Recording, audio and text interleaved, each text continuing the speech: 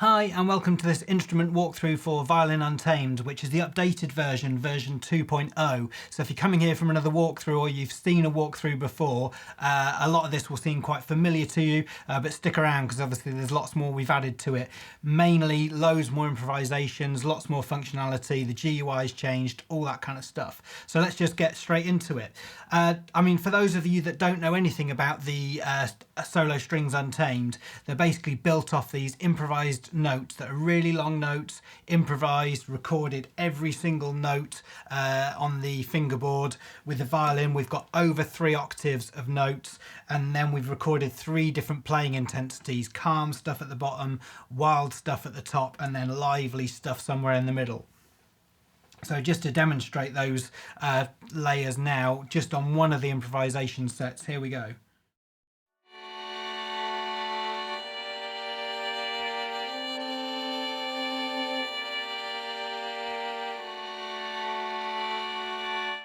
So really calm stuff, just on the edge of breaking up, really fragile, you know, Flautando sounding, just really, really gentle, calm stuff. And then once you play the keyboard, get those velocities, you know, kind of in the middle range, you start to get stuff that's a bit more lively and a bit more passionate.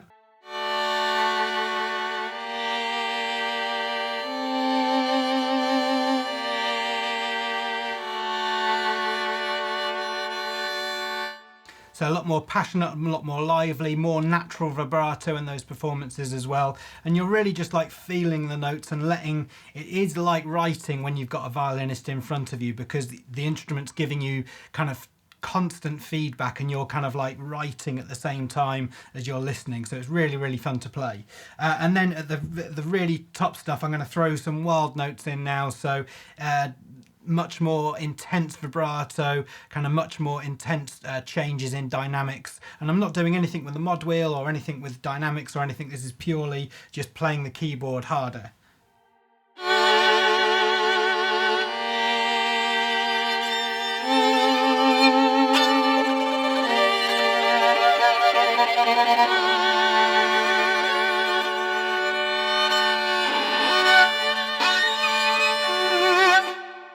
So as you can hear, some really, really interesting stuff going on there. And they're not, a few people have commented, like, are they like kind of like pre-recorded like passages or melodies? No, they're not. It is the same note.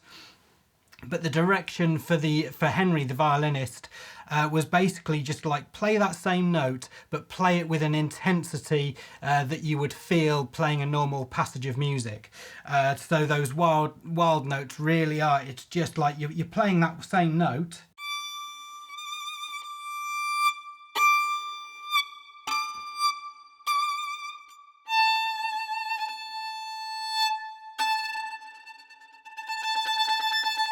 but there's no melody associated with it. There's no kind of like pre-recorded like phrases. It's more just like one note and it's being improvised on. And every single one of those notes is totally different as well. So you've got so much to choose. So if I just play B1 now with that same passage.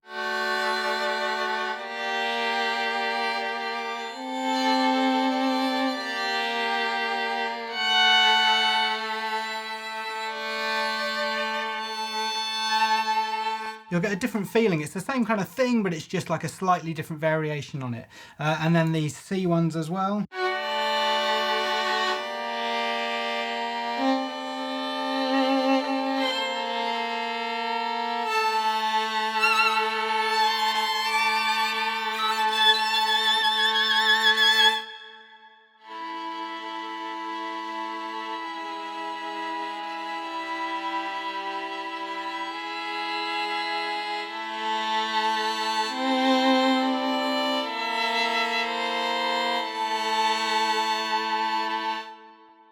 So that's you know, that's the power of this instrument, is you've got so much variety to play with.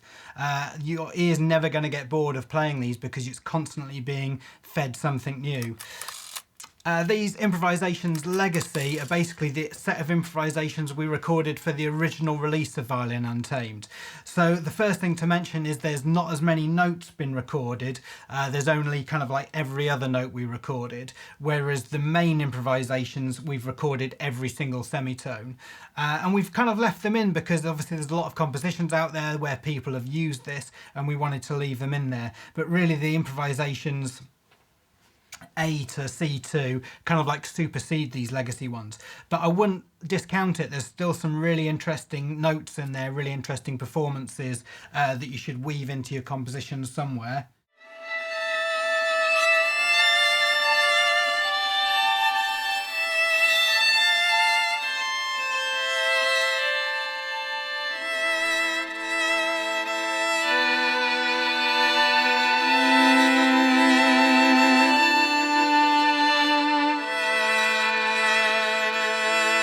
A lot more randomness from me in there. There's naivety when we recorded them. Let's just go for absolutely anything.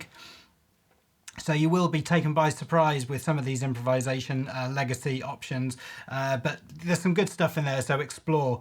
The improvisations round robin is basically every time you hit a new note with a performance, it's going to cycle through these A1, A2, B1, B2, C1 and C2. So just if you're playing the same passage, you're saying that the same repeated lyrical phrase, you're going to get a new sample every time you play that note.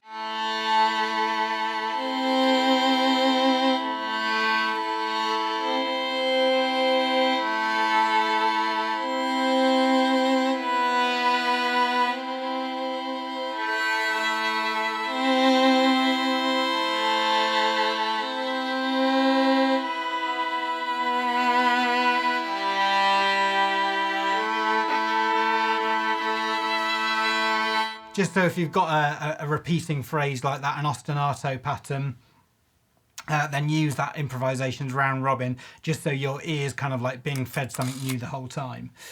The other thing to do with these is just to basically layer them up, so you're getting the sense that there is like 2 or 3 players here. So it's really fun to do. Just hold shift down to trigger any one of these articulations at the same time.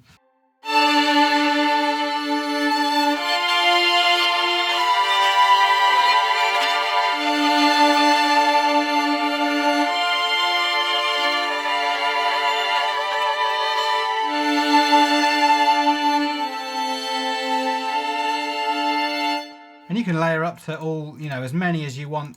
All six at once is really fun.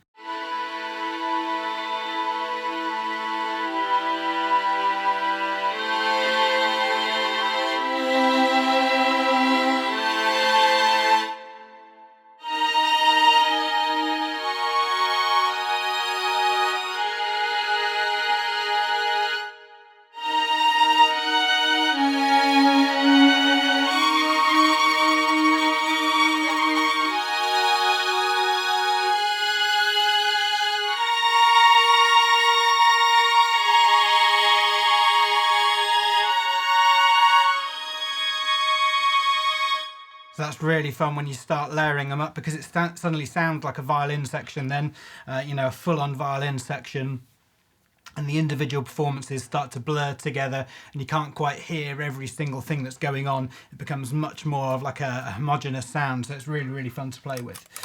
So Storms is my absolute favourite articulation of the whole instrument. I think it sounds absolutely brilliant. On the violin and the bass especially, I think it sounds absolutely brilliant, really frantic, really, really like individual as well. So basically what this is, it was never supposed to be a thing when we were first recording this and developing it. It was only after we developed it that we thought, oh, why don't we try this out as well? And it's basically, it uses your mod wheel, and at the very bottom of the mod wheel, you're just playing one very calm individual performance. And then as you ride the mod wheel up, it adds more of those calm layers, then it adds all of the lively layers, and then it adds all of the wild layers at once. So at the very top end of your mod wheel, you're playing 12 violins at once, all going for it. So it's a really unique sound.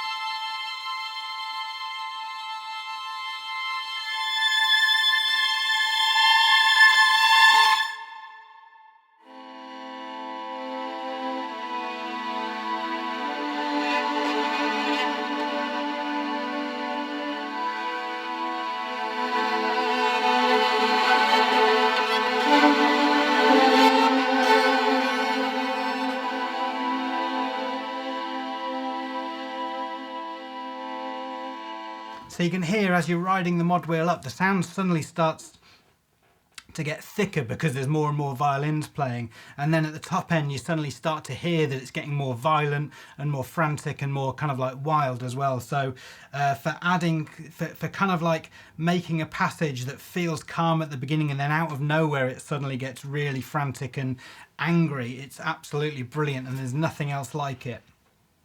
So it's such an interesting articulation to play, and one that you probably wouldn't get in real life either. This is where sampling suddenly becomes kind of like, you know, you can't replicate this in the real world very easily. This is something that is only available on these kind of instruments. So really, really happy with that. And I think the sound of it on the violin is probably the best out of the four, but the bass probably comes in a close second as well, because that's crazy as well. These normal articulations along the bottom are there as well, just to give you some just regular options, but there's some interesting stuff in there, and all recorded with the same sort of like philosophy as well, is that don't polish anything too much. So these normal ones are just you know, straight up long notes.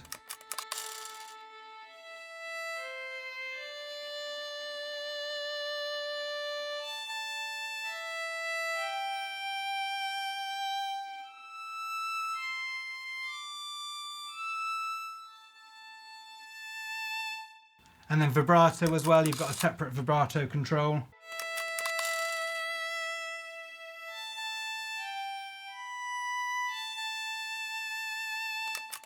Flautando next.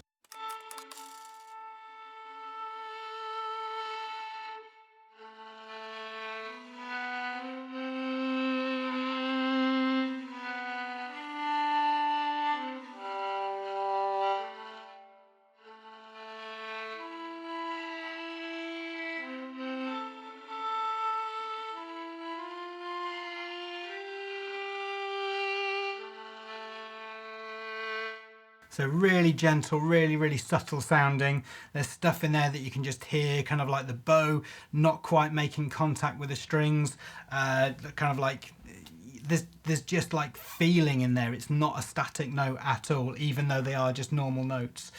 Sul Pont next.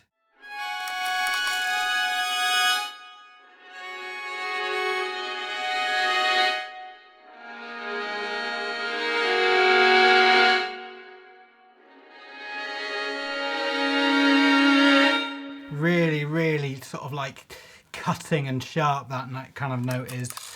The tremolo next.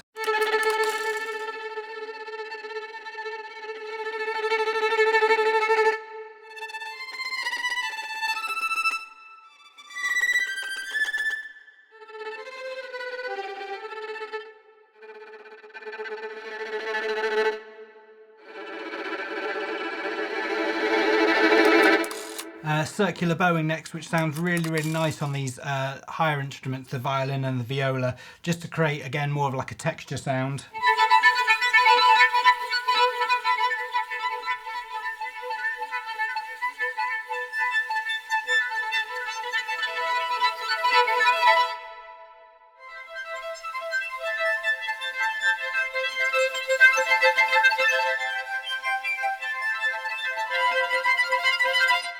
And again, like with a tremolo, it kind of gets a bit faster and a bit more frantic when you push the mod wheel up.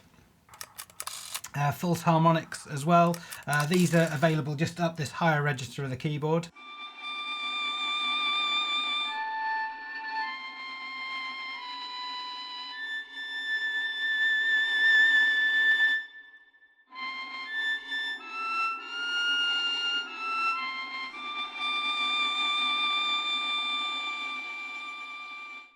Again, you can kind of like hear more bow than you can note on some of those.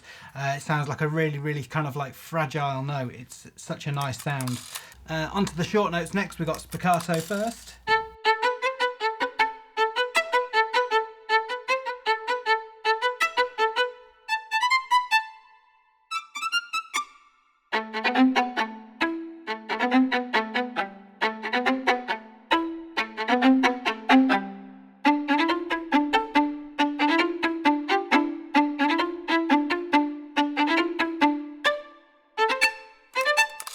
And then pizzicato next.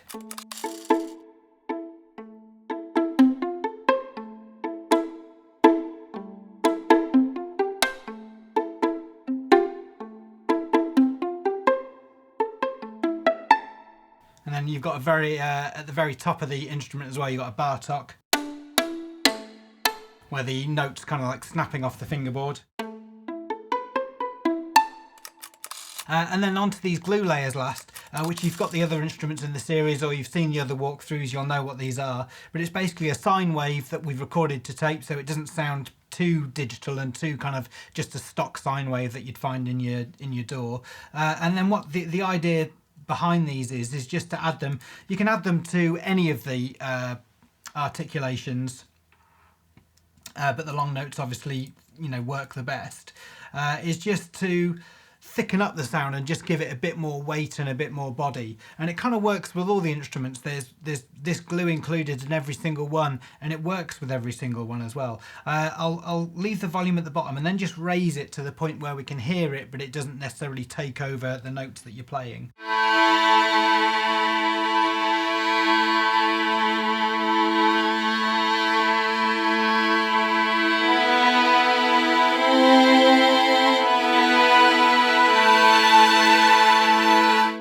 So if I just take it away.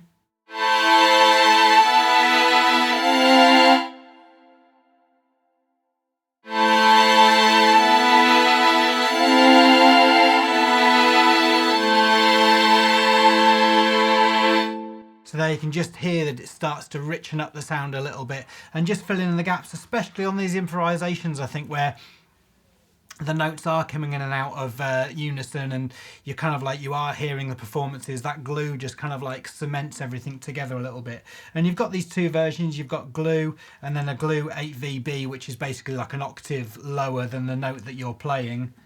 Let's just pull that down a bit.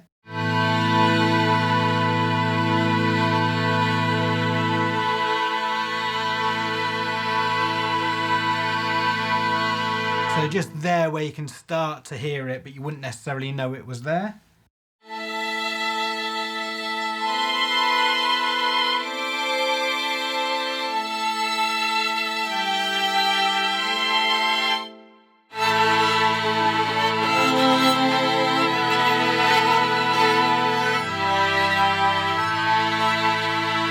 And you've got these other controls in here to affect the attack, kind of like the sound of the control, as well as this pulse option, which I'm a big fan of.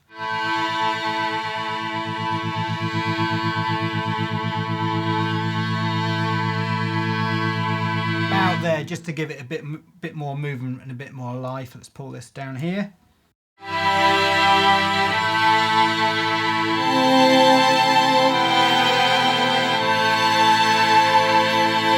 So it kind of gives this underlying pulse, a bit more motion and a bit more sense of movement to the whole signal. So it sounds really good.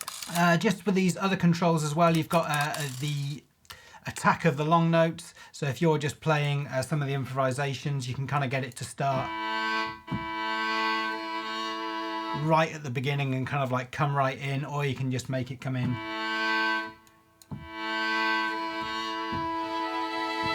a bit more gently. And then you've got the same kind of controls with the short notes as well, just to affect the kind of like the sound of them. So with the Pizzicato ones, you can make them really sort of like snappy.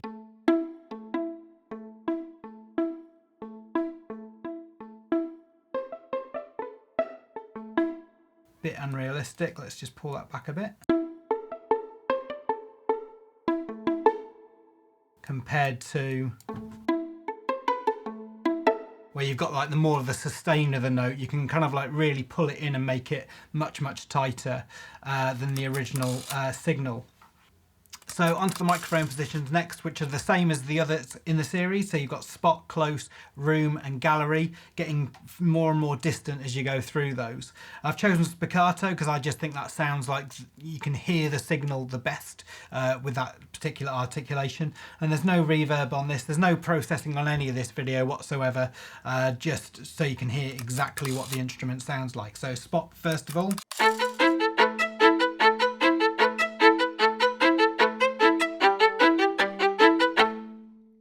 So really, really close up, really, really detailed. It's a mono signal, very, very close, and you can hear kind of everything that's going on with the violin. So like ultra detailed signal. Onto the close ones next.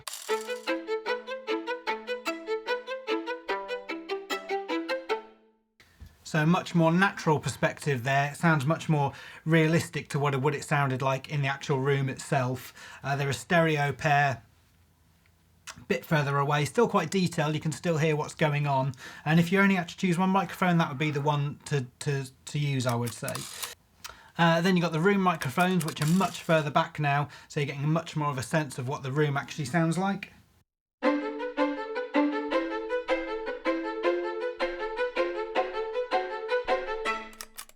And then onto the gallery mics next, which are kind of like as far away as we could put them, really, right up in the ceiling. So you're getting loads of the tail of the reverb, but not much of the upfront sound.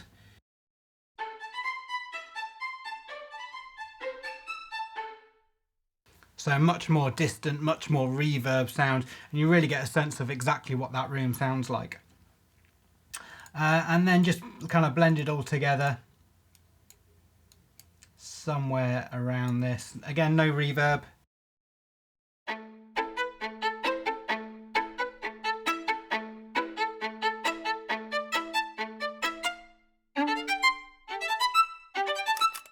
So 6 different reverbs to choose from as well, all sounding quite natural and realistic, but all with their own sort of like, you know, individual characteristics as well. Warmhole's the default, and that's the one that kind of like mixes really well, just gets you started really, really quickly and sounds great.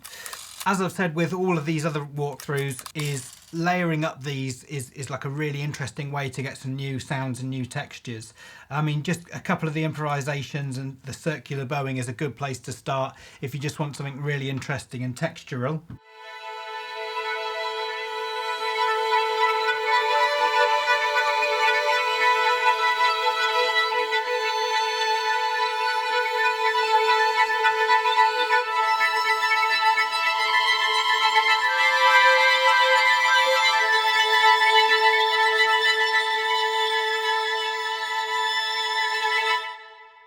Really nice sounding and kind of like something that's totally different and totally new.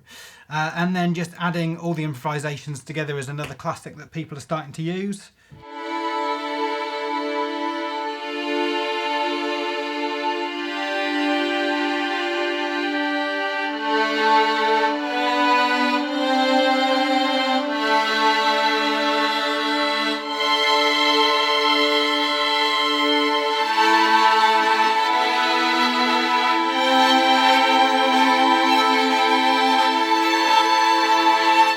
All the improvisations played at the kind of like the lowest, calmest velocity as well is really, really nice as well.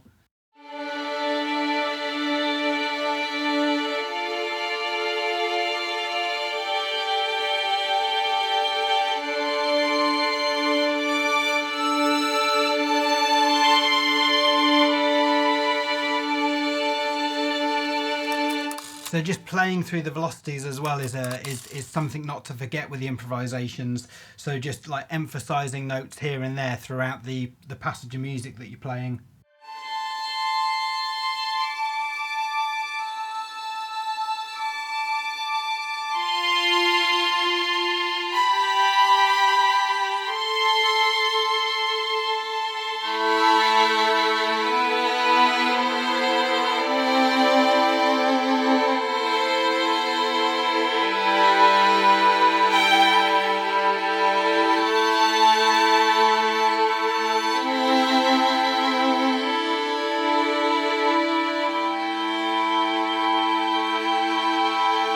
So that's it with the velocities, is just experiment and play around with them, you know, especially when you're playing them in, just play around with different velocities. And you know, when you want to get the music more emotional, then you know, play the keyboard harder and that stuff's going to come out, and it's going to come out in a way that sounds human and with personality. And that's the best thing about these improvisations, is they just giving you this instant feedback and this playability that doesn't mean you've got to program in loads of mod wheel data or loads of MIDI data to make stuff sound realistic, because it's been recorded realistically and it's been recorded with that emotion and with that passion and with that human element already built in.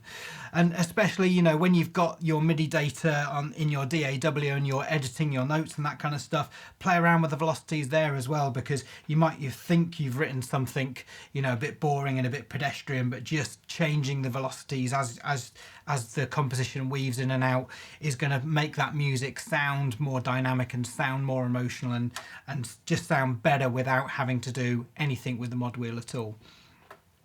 So that's it. If there's stuff that's specific that you want to know, drop us an email in the comments, drop us a line in the comments, and we'll get back to you, or an email on the website, and we'll respond as quickly as we can. But that's it. I'm really pleased that we've got this instrument updated to the same standard as the others now. It's like a really strong set of strings that all sound, you know, it's a cohesive set of sounds, but each one still has its own personality and its own uniqueness that, you know, makes each instrument stand out from the next. So there's stuff in there that's constantly surprising me, even though, you know, I've been there throughout the whole development of these instruments. I was there at the recording and I was there at the editing, and I've been there, you know, throughout the whole stages. There's still stuff that's surprising me, and I'm still not getting bored of the sound because, you know, I'm always finding stuff that's new. And I think that's the testament to a good instrument, is when you can just sit down and play something and be inspired and just keep on, you know, writing music that you wouldn't have written before. And it's sparking off ideas, you know, when you're just sat and you're like, what am I going to play? And all you can think of is D minor. Well, suddenly D minor sounds absolutely amazing because it's been recorded with this real sort of like human edge to it. So that's it. Really hope you enjoy the series.